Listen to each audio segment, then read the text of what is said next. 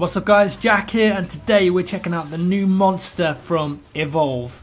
This is the WRAITH. A couple of weeks ago I was down in London for a little event and they let myself and some press and some of the YouTubers get hands-on with the game, all the game modes that are going to release when the game launches, and the new hunters, and also of course this new monster, the WRAITH, which you're seeing here. The third monster is a bit different from the Kraken and the Goliath. WRAITH is kind of like the assassin class of the game. Obviously the Goliath is the brawler, the Kraken is the ranged, and this guy is the stealthy, high damage dude. And that means you actually have the least health out of any of the monsters in the game, but in terms of damage, you can really put some serious pain out there. And this monster has 4 abilities, just like the other monsters do.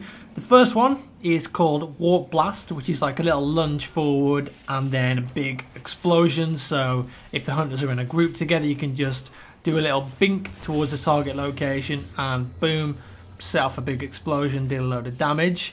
Abduction is the second spell, which is probably the most interesting. It's sort of like, well it is, it's an abduction. You sort of like wind it up, you get this weird tunnel appear in the game and you aim it, and then whatever you go towards, so say you aim it at a hunter, you actually go to that location in a split second, grab that hunter and pull them back to where you started charging of that ability. So you can sort of separate people from the pack with that, so it's quite an interesting ability. Third ability of the WRAITH is Decoy, and this lets you create a decoy of yourself that's gonna fly around and attack the enemy, whilst at the same time you actually go invisible. So you can use that as a distraction. If you need to get away, for example, and you're being chased, you can just pop that, lead the hunters in a completely different direction to where you actually are. Reminds me of a Dota hero called Phantom Lancer. And the fourth and final ability is the Supernova, and essentially this puts your monster in hyper mode where you deal more damage, speed,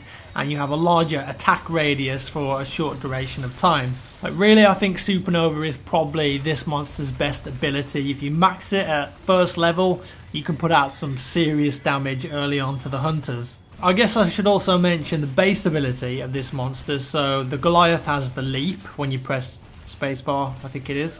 The Kraken has the dash, so you can fly and you can stay at range. The WRAITH actually has like a warp, so if you press spacebar and look in a direction, you can warp to it, and you can do that up to 3 times I think before you actually get the cooldown. So you can quickly bink around, surprise people, get away from people. You can go from being on the ground to on top of a rock within a split second. So WRAITH is a very fast monster, and although she's got very little health, you can actually put out a serious amount of damage, especially if you target people on their own. And at the event we played a version of the game that was almost complete. So for launch in total we're going to have 12 hunters that can be played as, 3 monsters, 16 maps, full game modes. Hunt, which is the classic 4v1 game mode that we've already seen. Nest is a brand new game mode where there's eggs scattered around the map and the monster has to defend them, but if they want to, they can actually hatch one of the eggs at any time and turn it into a Goliath, a level 1 Goliath, so you can have like a minion fighting on your side. The hunters have to destroy the eggs and the monster has to defend them. And then there's rescue mode, where the monster has to go around and kill survivors who are trying to make it to an escape point, sort of like VIP mode, but the survivors are AI controlled, so the human players have to try and revive the survivors, defend them, whilst they get to this extraction point, and of course the monster can kill them. The final game mode is Defend, and this really puts the monster on the offensive. It's sort of like a tower defense game mode where there's different sections of the level and the hunters have to defend a power generator, and this is pretty cool because the humans also get automatic turrets, and the monster gets 2 Goliath minions that sort of go in waves and run towards each of these generators, and the objective is to destroy the generators, and ultimately you get to the last big generator and you've got to finish that off as the monster to win. And of course if the monster dies in any of these game modes, then it's game over.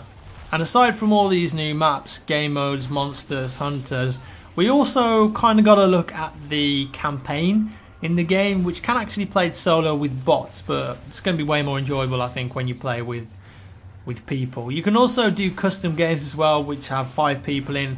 A lot of people were sort of confused in the beta because you couldn't do 4 hunters and then a monster in a lobby together. Like, you couldn't really play as the monster against your friends. But I actually asked about this, and in the full version of the game you can do custom lobbies where you can have 5 people together so you can play against each other.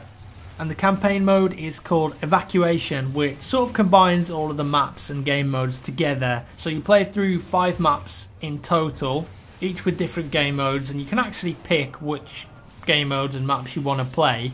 And you play them through in order, sort of like the Left 4 Dead campaign was. And depending on who wins each map, like the hunters win or the monster wins, that team is going to get like a perk on the next map. So the hunters, for example, might win a perk which grants them health stations scattered around the map, so they can just go and top up on health and they don't have to rely on their medic, or turrets, more turrets for example at a certain area.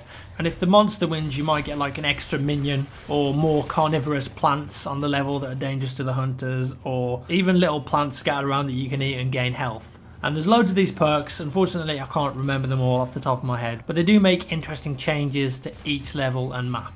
And there we have it. Kind of cool that we know everything that's going to be in the launch version of Evolve now. There's always been a lot of speculation on how many game modes, is there a campaign, how many monsters, hunters are going to be, but now we know for sure. So what are your thoughts on this? Is there going to be enough content there to keep you entertained on launch, or do you think this game still needs a bit more to flesh it out? Me personally, I'd love to see some monster versus monster game modes. I don't know if they're planning on doing that for DLC or anything, but maybe 2 teams of hunters who each have their own monster that can attack each other and each other's hunters. Like, that would be a really interesting dynamic, because the monster could go after the other team's monster to try and stop it evolving, but of course you're going to risk dying. You could get ganged up on by the hunters as well as the monster. I think that would be a pretty neat game mode, and I'd love to see Evolve explore that.